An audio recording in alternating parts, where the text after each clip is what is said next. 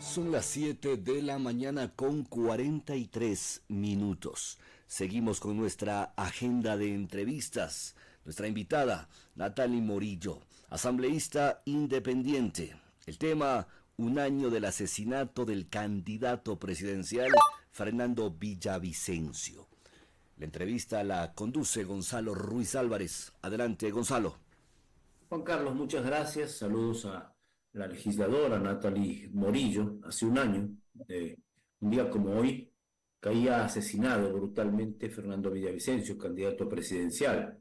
Natalie estuvo en las listas de legisladores que apoyaban esa candidatura y por supuesto tendrá su particular visión sobre este año, sobre lo que ha pasado y lo que ha dejado de pasar para esclarecer el brutal asesinato de Fernando Villavicencio. También le pedimos a Natalie que nos relate dónde se encontraba hace un año cuando ocurrió el brutal asesinato de Fernando Villavicencio y le agradecemos por estar con nosotros aquí en Ecuador Radio. Buenos días, Natalie. Buenos días, Gonzalo. Buenos días a toda la audiencia de Radio Platinum que nos ve y nos escucha a través de todas las plataformas. Así es, justamente hace un año, mañana un año, fue el 9 de agosto, hace un año el lamentable asesinato de Fernando Villavicencio. Hago la aclaración porque mañana, como va a ser día feriado, no tendremos emisión y por eso programamos para hoy. Gracias, Natalie. Pues sí, y justamente como lo decía Gonzalo, hace un año nosotros no sabíamos qué era lo que iba a pasar. Justamente se cumplirá mañana un año del asesinato de Fernando Villavicencio y recién tenemos justicia. Hace un par de semanas la justicia de los autores materiales, pero con indignación se puede decir que no hemos visto celeridad en una justicia penal, mucho peor en una justicia política ni ética. Yo estuve esa tarde en el auditorio del Colegio Anderson. Fue una concentración política donde Fernando Villavicencio reafirmó su compromiso con nuestro país, con esa pasión y vehemencia que lo hacían imparable. Todavía recuerdo sus palabras, Gonzalo, su promesa de acabar justamente con estas mafias, de hacer justicia en nombre de todo un pueblo asqueado por la corrupción y la violencia. Y exactamente dijo, aquí nada es gratis. A nosotros esta democracia nos ha costado la vida. Defender la patria nos ha costado la vida y no vamos a permitir una nueva traición. ¿Cuánta verdad, Gonzalo, en una sola frase? Después de los aplausos, alegría, con esperanza, veíamos a la ciudadanía que estuvo ahí por tener una verdadera opción de cambio. Al finalizar llegaron los disparos que lamentablemente acabaron con sus días, con su vida. En ese momento yo creí, Gonzalo, que la política, el escenario político del Ecuador sería otro después del crimen de este hombre que amó tanto a su pueblo que hasta entregó su propia vida. Pero ahora, después de haber pasado un año y de ver cómo no ha habido celeridad justamente en este proceso de investigación, pues creo que fue un poco ingenuo de mi parte. Ahora estamos esperando, justamente el martes anterior había en la Asamblea Nacional, se iba a tratar este informe que se realizó en la comisión ocasional que se creó para investigar el asesinato de Fernando Villavicencio, el cual fue suspendido. No sabemos para cuándo va a pasar, pero justamente es a lo que yo me refería con este tema, que no hay justicia de ningún tipo, ni penal, ni política, ni ética.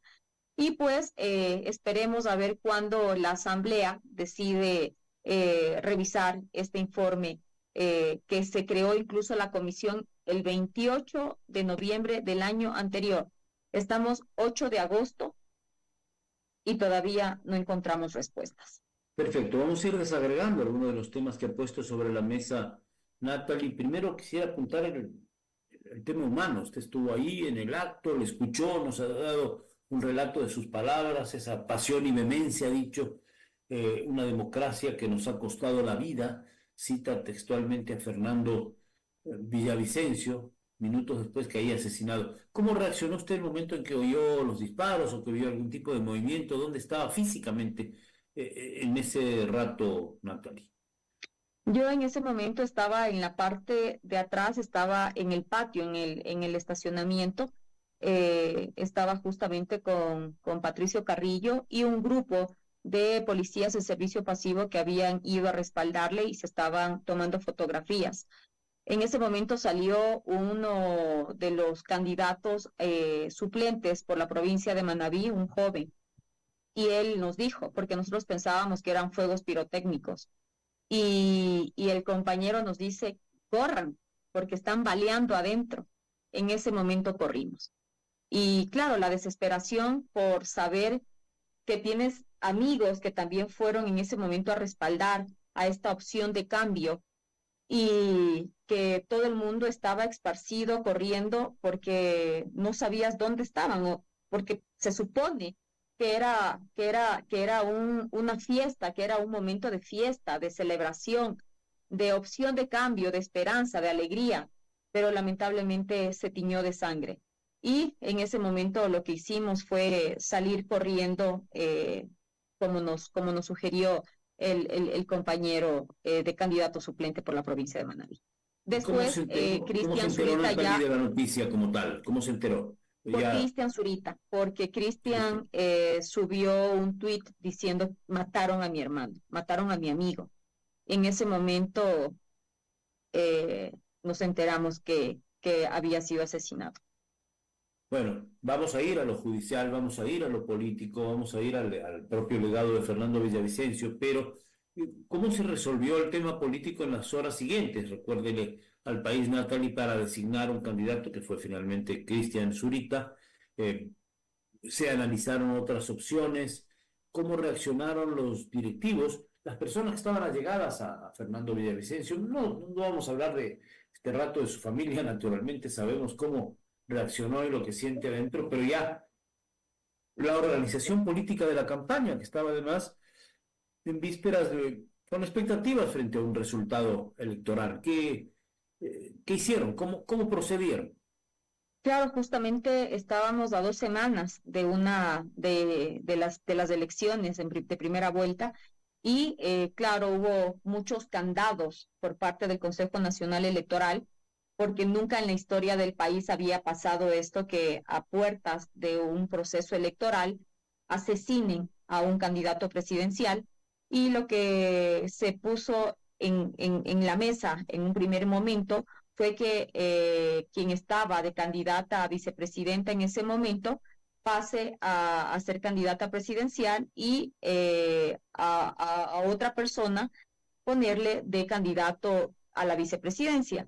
El Consejo Nacional Electoral no quiso, luego en Consejo Directivo el movimiento político decidió que una buena candidatura sería de Cristian Zurita, quien fue el compañero de fórmula, de lucha en todo este proceso que tuvo Fernando Villavicencio cuando él incluso era periodista y que denunció muchos actos de Claro, más corrupción que que nada en ahora la vemos parte que son reales. periodística, más que solo política, en la parte periodística fundamentalmente fue. Así es, fue Claro. su compañero de luchas en todas estas investigaciones que se realizaron en el ámbito periodístico. Se presentó la opción y el nombre de Cristian Zurita, el cual también en un inicio fue negado porque supuestamente Cristian había estado involucrado dentro de otro partido político y era adherente o afiliado, lo cual él demostró que no era real y a pocas horas antes, esto fue un domingo, a pocas horas antes del primer debate, pues se aceptó la candidatura de Cristian Zurita, pero se impidió que esté ahí en este primer debate presidencial Cristian o su candidata a vicepresidenta y que incluso esté un lugar que represente a Fernando Villavicencio, así sea vacío. No se dejó incluso ingresar a nadie del movimiento político a este debate y eso fue lo que nos pasó en ese momento y le pasó a todo el movimiento que estaba buscando las mejores opciones para poder entregarle justamente al país lo que se necesitaba y que era alguien que luche contra la impunidad y contra las mafias y la corrupción que hemos visto que está enquistada en nuestro país. Independientemente del hecho político o del hecho público del asesinato de Fernando Mejor, en lo político es absurdo que alguien que iba a representar o sustituir al candidato asesinado, claro, no puede estar contemplado en la norma legal, pero que no den paso a una lógica que era quien le sustituya o su candidato a la vicepresidencia, Cristiano o Andrés González, estén en el debate para que representen sus ideas, lo que ellos simbolizaban. Sin embargo, las leyes y lo enredado a veces de la política institucional del Ecuador es así. Llegó el debate, pasó lo que sucedió y llegaron una serie de listas, entre las cuales está usted como asambleísta en la Asamblea Nacional. Vamos a ir al ámbito político en un rato, pero como noticia también sobrevino en esos días otro hecho violento. Si bien la policía actuó inmediatamente, capturó a los hechores materiales del crimen, uno de ellos murió a las pocas horas porque fue quien disparó directamente a Fernando, a los demás que los detuvieron, a un grupo importante de aquellos los asesinaron.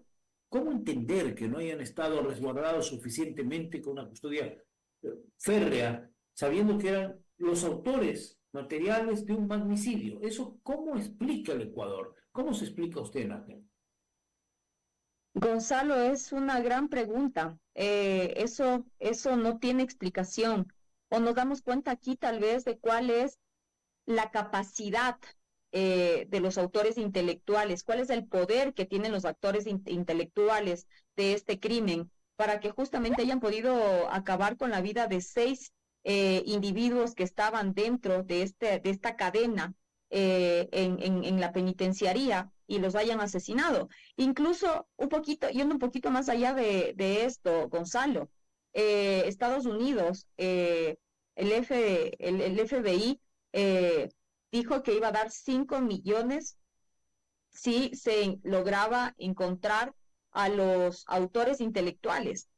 Pero ¿cuál es el poder que tienen? ¿Cuál es el poder criminal, el poder político que tienen quienes fueron los autores de este magnicidio? Para que a pesar de que exista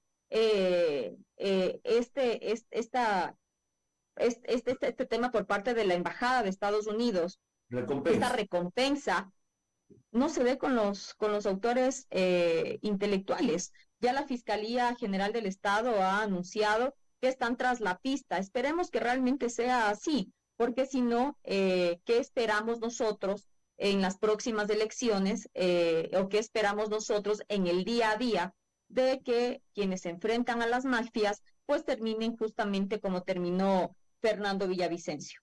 Bien, del seguimiento que usted ha hecho, de las informaciones, del proceso judicial, de las sentencias que ya están, ¿qué comentarios quisiera particularmente hacer? ¿Cómo ha visto el trámite de estos juicios en el ámbito de la justicia? ¿Ha actuado de modo suficiente, riguroso, profundo la justicia? ¿Le quedan dudas? Lo que usted quiera comentar. Lamentablemente, Gonzalo, yo he visto que la justicia ordinaria ha tardado. Recién el mes anterior, en julio, tuvimos ya la sentencia para los autores materiales, pero todavía al tener ya un año de la muerte, del asesinato de Fernando Villavicencio, aún no tenemos cuál fue el autor intelectual. Y creo que en el momento en que la justicia llegue con el autor intelectual, en ese momento también se van a desencadenar muchos otros casos que estarían detrás del asesinato de Fernando Villavicencio. Esperemos realmente que la justicia esté haciendo su trabajo y que en los próximos días realmente nos presenten cuál fue el autor o los autores intelectuales de este asesinato. Y pues mientras que la justicia ordinaria ha tardado, Gonzalo, también varios autores políticos, como le mencionaba, han hecho honor a su inmensa capacidad por decepcionar a un país que justamente está con resistencia a creer que este es nuestro destino, pretender echar su basura a la memoria de Fernando Villavicencio. Aquí va más allá del tema, sí, es el tema de la justicia, es el tema político, pero aquí se trata de recordar al hombre que trataba de construir un país distinto. Recordemos también justamente cuando mencionaba a Cristian Zuriti, que decía que fue su compañero de lucha en el tema investigativo. Aquí también es el periodista que puso de rodillas y tras las rejas al poder corrupto que saqueó al Ecuador durante más de una década y que incluso Fernando denunció a algunos que incluso están en esta legislatura aún, que querían hacerle a un lado. Pero aún así, no tenemos respuesta ni política ni por parte de la justicia. Fernando Villavicencio era un hombre que tenía el 98% de riesgo, era uno de los políticos más amenazados de nuestro país. Y sin embargo, también ahí hubo una falla por parte de la institución que no le brindó todas las garantías para poder precautelar su vida. Estamos dialogando con Natalie Morillo, ella es asambleísta. Dice, actores políticos decepcionaron al país. Tomen nota los oyentes que piensen así y los que no, busquen respuestas al por qué decepcionaron al país ciertos actores políticos. Porque lamentablemente, no sé si todo ha cambiado o nada ha cambiado después de la muerte de Fernando Villavicencio. Pero lo que sí quedó claro es que aquí la política también tiene lados oscuros que deberían ser absolutamente transparentes. Y eso creo que es una búsqueda indispensable para una sociedad ecuatoriana que quiere ser sana. En el ámbito político también, ¿qué pasó en la Asamblea? ¿Cómo fueron esas investigaciones, esa comisión ocasional, los informes? Lo que se dijo y lo que no se dijo. Que nos pueda comentar Natalie, por favor. Sí, en esta comisión, Gonzalo, se atrevieron a decir que en el informe final hubo una mayoría de 6-1, en el que se atrevieron a decir que el asesinato de Fernando Villavicencio fue producto de la ola de la delincuencia que vive el Ecuador desde el 2021. Para ellos, el crimen de Fernando es casi un delito más y no la consecuencia de su enorme e imborrable lucha contra políticos mafiosos y sus cómplices del crimen organizado. Aquí yo digo y pienso que es absurdo, y no sé, igual yo me imagino que toda la audiencia que nos está escuchando en este momento, es absurdo e intolerable que hayan negado el hecho de que asesinaron a un candidato a la presidencia de la República, que incluso meses antes fue el presidente de la Comisión de Fiscalización de la Asamblea Nacional. Con su conveniente e indignante narrativa, quieren que olvidemos que Fernando denunció con nombre y apellido a quienes tramaban su muerte.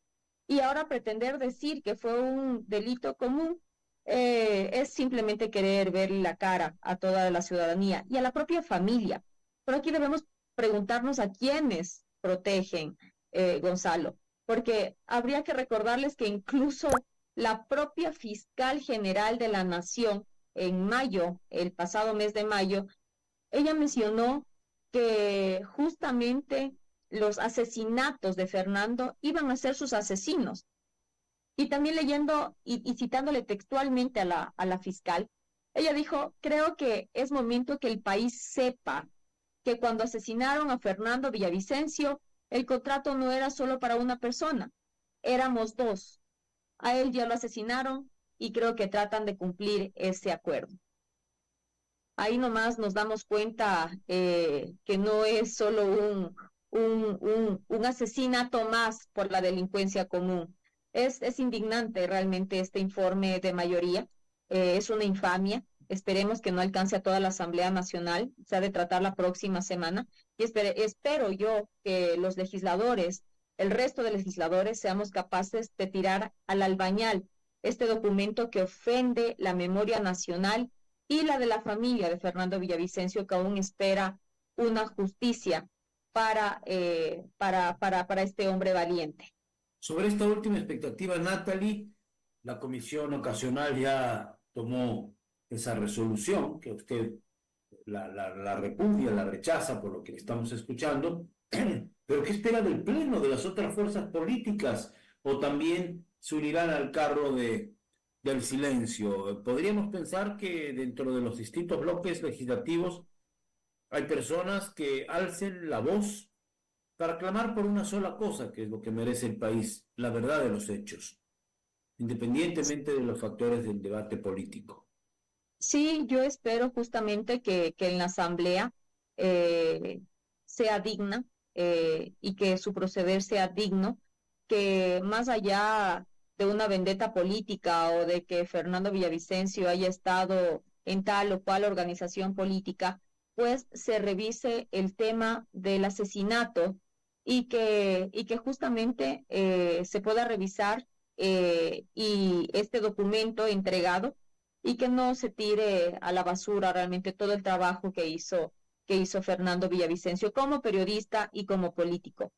Pero aquí también es importante, Gonzalo, que todos los colegas periodistas también estén alertas respecto a toda esta violencia criminal que está pasando en el país, esa que estamos viviendo todos los días, esta que incluso es recogida por alguna prensa seria como la que usted maneja, esa que conocemos, que incluso los académicos, expertos, interpretan como fenómenos sociales, esa que en la propia Asamblea Nacional se llena con relatos vacíos de injusticia, de inequidad, que los especialistas que dirigen la política de seguridad nos dicen que enfrentamos incluso con un conflicto interno contra las mafias. Recordarles que hay que hacer un seguimiento a todo esto y no parar, porque no va a servir de nada si no entendemos lo grave de eliminar a un candidato a la presidencia de la República, cuáles fueron sus verdaderas causas y sus reales motivaciones. Aquí es imposible invisibilizar este asesinato. Hay que entender lo que estamos viviendo. Hay que entender que estamos viviendo una corrupción originada por intereses y economías criminales que buscan tomarse el poder político, Gonzalo.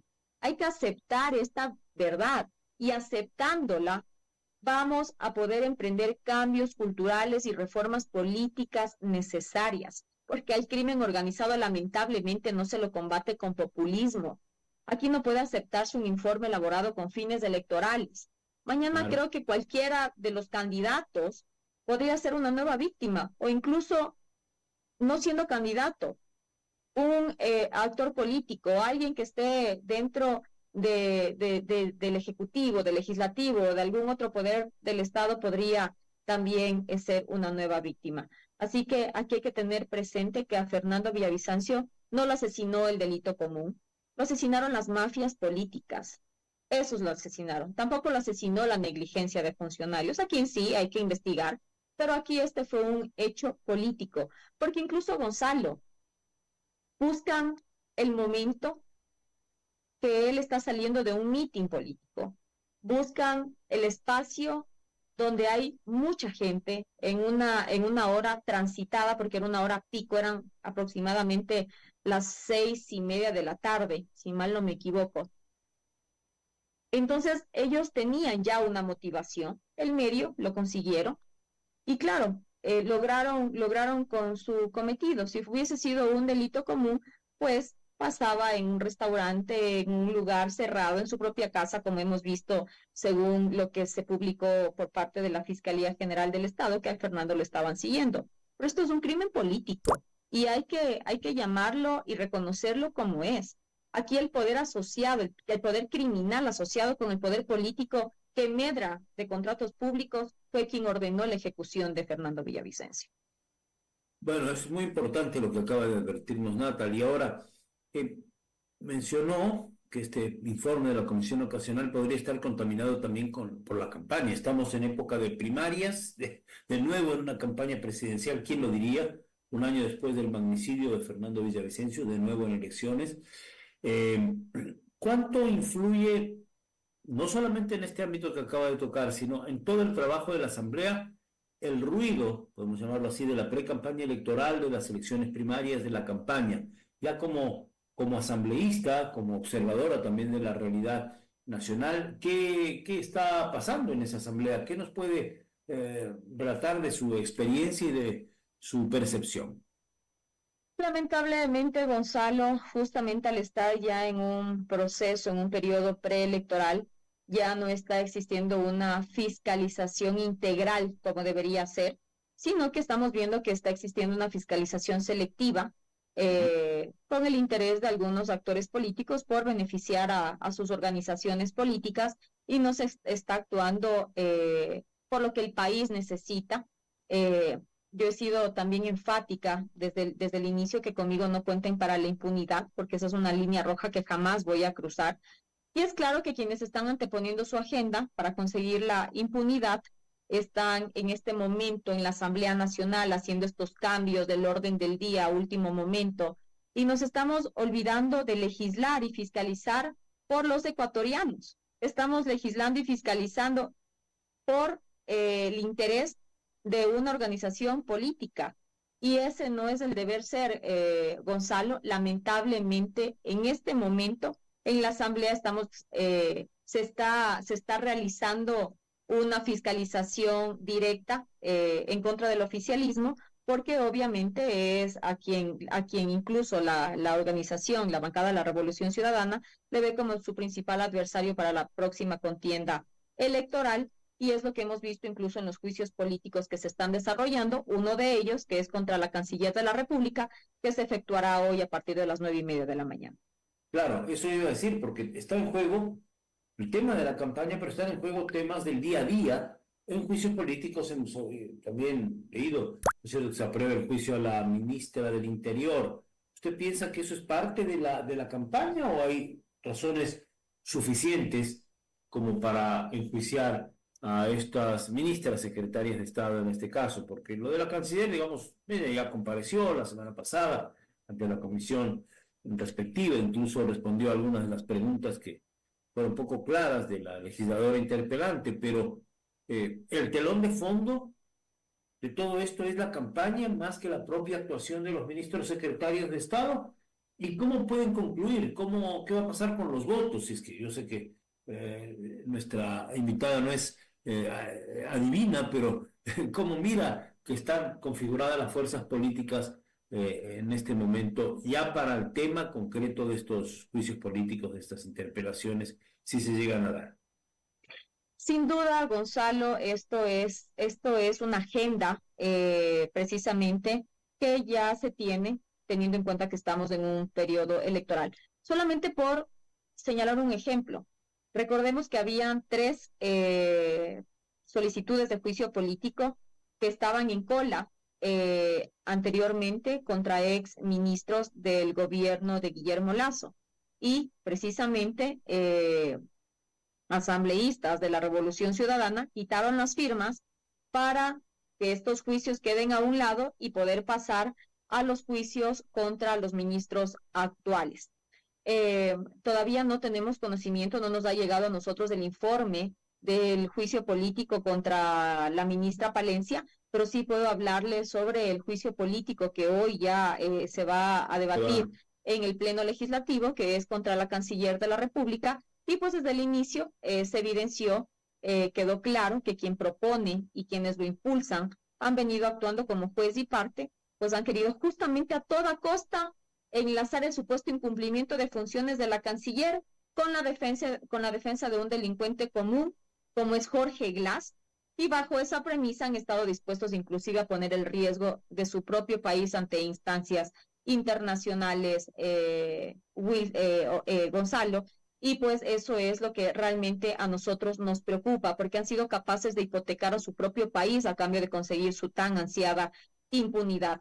Esperemos, yo hago un llamado a todos los legisladores para que justamente pensemos bien en el momento de dar nuestra votación, que será en las próximas horas, y que este juicio político contra la Canciller de la República pues no se dé y que quede en el archivo, porque aquí no se trata de defender a una funcionaria del gobierno, sino se trata de defender la soberanía del país y luchar contra la impunidad, que es lo que busca este grupo político. Creo aquí la documentación del juicio político a la canciller, los documentos que la Cancillería ha entregado a la comisión, he ido revisando. Pienso que cualquier inquietud que pudo haber quedado debió sustanciarse en la comisión respectiva, ni siquiera a lo mejor debía bajar al Pleno, pero esa es la potestad de la Asamblea Nacional. Tampoco queremos decir que la Asamblea no puede fiscalizar, debe hacerlo, está muy bien, pero con argumentos, y ojalá el decurso de los hechos demuestren al Ecuador cómo se actuó. Es una oportunidad de oro también para volver a explicarle al país los procedimientos que se emplearon en un tema, desde luego, espinoso, complejo, que es el ingreso de las fuerzas del orden a la Embajada de México, más allá de todo el impacto internacional o el terremoto que ha querido causar México, más allá de eso, porque eso existe. Pero nadie puede perder de vista que huésped de la Embajada de México era una persona condenada por la justicia, Así es. tenía también otras causas en firme, ¿no? Así es, Gonzalo. Ya es una persona sentenciada. Recordemos que incluso él tenía que presentarse semanalmente porque él tenía medidas sustitutivas y él tenía que presentarse. Después, cuando la Fiscalía General del Estado hizo un llamado libre y voluntario por el tema de la reconstrucción de Manabí, pues fue cuando él decidió quedarse dentro de la embajada y ya no salir a presentarse de manera periódica como tenía que hacerlo, porque es una persona sentenciada, es un delincuente común al cual se le pretende dar un asilo político. Esto no es el deber ser. Creo que más allá de eso hay que tener en claro, y nosotros los legisladores deberíamos tener claro que un juicio político no debe ser para desestabilizar un gobierno, porque eso es un atentado a la democracia y ya lo hemos vivido demasiado. Gonzalo, hemos vivido ya esto en periodos anteriores. No es aceptable que un juicio político sea un ajuste de cuentas, porque ¿qué confianza se puede tener, qué confianza va a tener la población en nosotros si justamente desperdiciamos el tiempo, recursos en procesos inútiles e innecesarios? Creo que la credibilidad tiene que ver con que actuemos con coherencia y que seamos sensatos y hagamos política decente desde el legislativo. Nosotros tenemos que poner fin a este revanchismo y tenemos que ser capaces justamente de legislar en función de las necesidades nacionales. Y aquí le cito a usted lo que usted hace un momento mencionaba. Aquí nos está planteando que renunciemos al deber de fiscalización, porque este es nuestro deber. Simplemente lo que yo estoy planteando es que se fiscalice la negligencia, el abuso, la incompetencia de ciertos funcionarios. Pero nada de esto se ha demostrado en el proceso de juicio político contra la canciller. Ya, ahora, explíquenos un poco, Natalie, cómo es el procedimiento de lo que va a pasar hoy en la Asamblea para que los ecuatorianos lo recuerden. Gonzalo, el fin de semana se realizó en la Comisión de Fiscalización el proceso justamente con los integrantes de esta mesa legislativa. No se dio paso al juicio político, pero siguiendo la norma de la Ley Orgánica de la Función Legislativa, este proceso tiene que pasar al Pleno para conocimiento. Y en ese momento, pues, el Pleno como tal señalará si es que se pasa al archivo del juicio político o si es que se da paso al juicio político. Eso va a depender antes de cualquier futura comparecencia de la canciller, si se da en el Pleno. Sí es. Esta es una decisión que hoy se toma. Así es, eso es una decisión que se toma justamente hoy. Ya, ok. Ese es el proceso que continúa, eso lo sabremos a las 9:30 está convocado justamente este pleno para tratar si se archiva o si se continúa. Claro, si se cuenta con los votos suficientes, se da paso y ahí habrá que fijar día, fecha, hora para que el juicio continúe, o si se archiva, se acabó el tema. Bueno, es un tema importante, de todos modos, luego viene el juicio a la ministra del Interior. ¿Piensa que en ese caso hay argumentos suficientes para su enjuiciamiento o su tratativa en la Comisión de Fiscalización primero y luego en el Pleno? ¿O hay analogías entre el juicio a la canciller y la ministra Palencia? Gonzalo, todavía no nos ha llegado la información del juicio político. Anoche, como usted sabe, en la Comisión de Fiscalización se unieron los dos juicios. Había dos pedidos así es, la una era por el tema de la Embajada de México y el otro era justamente por el tema de la inseguridad. Todavía no tenemos la información mal haría yo en adelantarme a darle un criterio de un tema que todavía no tengo conocimiento. Me parece responsable y lógica su respuesta, Natalia. Ahora, después de todo esto y por la experiencia que ha ido acumulando, ¿volverá a la Asamblea? ¿Volvería a la Asamblea? ¿Qué decir de este paso por la política? Quizás en principio no buscado, usted viene de otra área, del área de la comunicación, pero ya el paso por la política, ¿qué le va dejando? ¿Qué le deja? ¿Y qué reflexiones sobre todo va asimilando? Pues creo que lo principal lo más bonito que me ha dejado este tiempo en la Asamblea Nacional ha sido poder realizar algunos temas que sí son en beneficio de nuestro país, de los ciudadanos. Por ejemplo, en la Comisión de Educación en la que yo me encuentro, propuse una reforma a la Ley Orgánica de Educación Superior justamente para los jóvenes que van a acceder a su primer empleo y que lamentablemente a veces no tienen las oportunidades porque los requisitos son dos, uno que sea joven y el otro que tenga experiencia, pero si recién han salido de la universidad, ¿cómo van a tener experiencia? Tienen solamente el uno, que es la juventud. Así que yo propuse que sea la excelencia académica pueda ser aceptada como experiencia profesional para el primer empleo de los jóvenes que están saliendo en ese momento no es mi caso, como algunos han señalado o algunos han salido de algunas tiendas políticas buscando otras organizaciones para que les auspicien. Yo estoy trabajando justamente en este momento por el país. Veremos qué es lo que depara el futuro y pues hasta el momento seguir trabajando justamente sin ninguna bandera política, simplemente trabajando de acuerdo a mis ideales, de acuerdo también a lo que la gente, lo que los ciudadanos han solicitado y han pedido y piden con clamor, que es trabajar por la inseguridad, por el tema del empleo, por el tema de la salud y de la educación, y creo que estoy justamente en ese camino. Bueno, yo le agradezco a Natalie Morillo por esta comparecencia y queríamos eh, recordar el año del asesinato de Fernando Villavicencio. Ella estuvo ese día en el acto y nos ha relatado desde sus experiencias personales y sus reflexiones cívicas de un día tan oscuro para el país, para la paz pública de la nación, para la democracia ecuatoriana y también otros temas legislativos de máximo interés. Gracias, Natalia. Hasta una próxima ocasión. Gracias, Gonzalo. Siempre es un gusto poder dialogar con usted. Gracias y un excelente fin de semana también y feriado a todos quienes nos escuchan a través de todas las plataformas de Radio Platino. Cómo no, muchas gracias. Natalie Morillo, asambleísta nacional independiente en la Asamblea Nacional. Sí.